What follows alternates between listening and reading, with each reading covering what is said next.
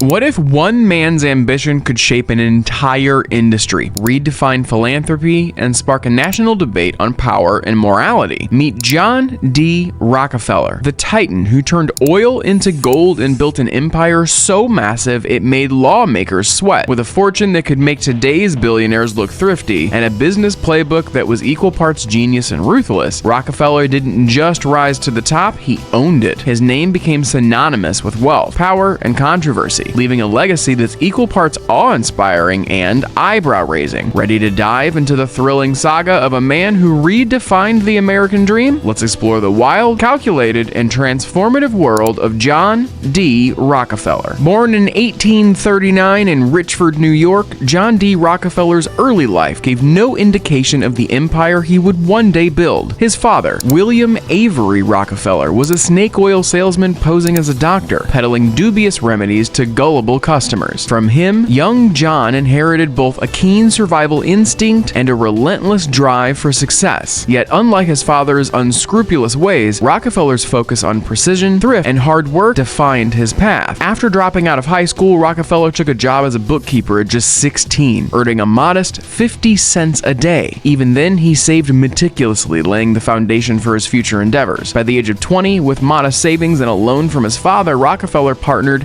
in his first business, a commodities brokerage trading in grain, meat, and petroleum. This was just the beginning. The discovery of oil in Pennsylvania in 1859 marked the dawn of a new industry, and Rockefeller quickly recognized its potential. In 1863, he opened his first refinery in Cleveland, Ohio. The location was strategic, offering proximity to Pennsylvania's oil fields and key transportation routes. While many of his contemporaries were chasing the unpredictable returns of oil exploration, Rockefeller focused on refining, a far more stable and profitable aspect of the industry. His approach to business was methodical and unyielding. In 1865, he borrowed money to buy out his business partner, signaling his readiness to take risks for full control. By the time he founded Standard Oil in 1870, at the age of 31, Rockefeller had already built a reputation as a man who left nothing to chance. Standard Oil became the blueprint for modern corporations, combining efficiency, innovation, and cutthroat business tactics. Rockefeller's obsession with reducing costs and waste was legendary. He invested heavily in research to improve refining processes, turning oil byproducts like paraffin in lubricants into profitable commodities. His meticulous attention to detail transformed useless crude oil into an indispensable resource. Yet, Rockefeller's dominance wasn't achieved through innovation alone. It was cemented through relentless competition. He leveraged economies of scale to undercut rivals, secured exclusive deals with railroads to ship his oil at lower costs, and pressured competitors to sell out or face bankruptcy. One of John D. Rockefeller's most infamous moves came in 1872 during what would be later called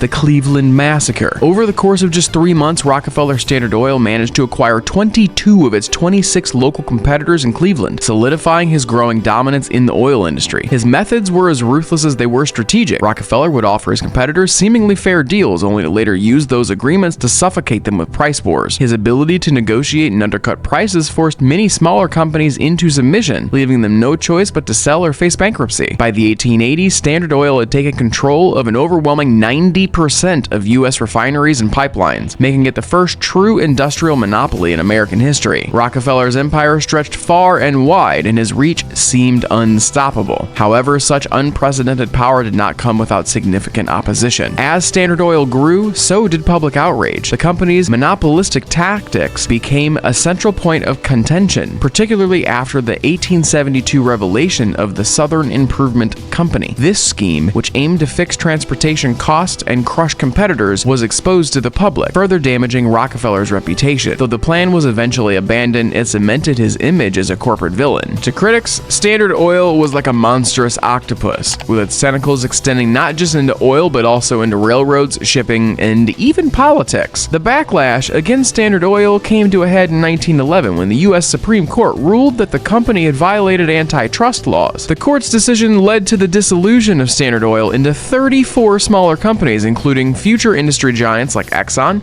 Chevron, and Mogul. Ironically, this legal setback only bolstered Rockefeller's fortune, as shares in these new companies skyrocketed, further cementing his place as the richest man in the world. While Rockefeller's business empire flourished, his health deteriorated. By his mid-50s, the stress of managing Standard Oil had taken a toll. He suffered from alopecia, which left him hairless, and his pale appearance contrasted sharply with a larger-than-life tycoon he had once been. In his later years, John D. Rockefeller made a dramatic shift from accumulating wealth to using it for the greater good. In 1913, he established the Rockefeller Foundation, a philanthropic organization focused on improving public health, advancing education, and supporting scientific research. This marked a significant point in his life, one that would redefine his legacy not just as a business mogul but also a philanthropist. While his earlier years had been defined by his relentless drive to dominate the oil industry, Rockefeller's later years were characterized by a drive to leave a lasting positive impact on the world. Rockefeller approached philanthropy with the same strategic mindset that had propelled him to success in business.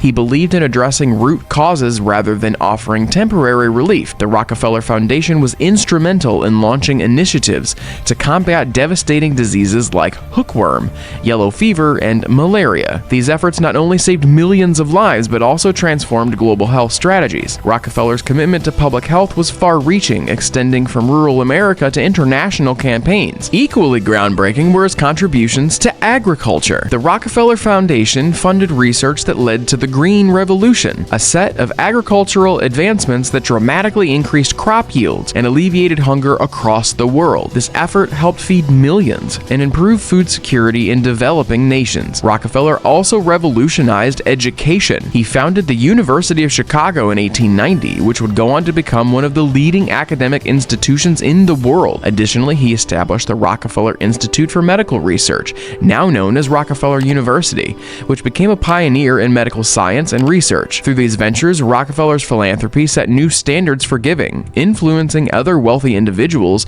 to view philanthropy as a moral responsibility rather than a mere act of generosity. Despite the undeniable impact of his charitable work, Rockefeller's philanthropy wasn't without controversy. Critics questioned whether his generosity was genuine altruism or a calculated effort to rehabilitate his image after years of public criticism. Tax advantages and legacy building likely played a role in his giving, but the scale and effectiveness of his contributions remained unmatched.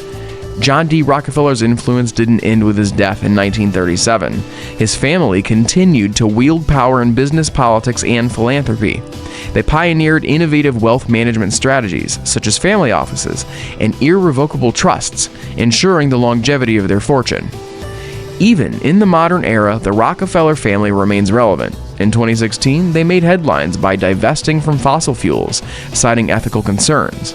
While some viewed this as a bold statement, others saw it as a strategic move to align with evolving societal values. So, what do you think? Is John D. Rockefeller a symbol of unstoppable ambition or a cautionary tale about the costs of power? Would you play the game like Rockefeller? Strategic, relentless, and innovative? Or carve a different path entirely? If you enjoyed exploring this incredible life of one of history's most fascinating titans, don't leave just yet. Hit that like button, subscribe to our channel, and tap the notification bell so you never miss another deep dive into the lives of legendary figures. What story should we uncover next? Let us know in the comments below. See you next time.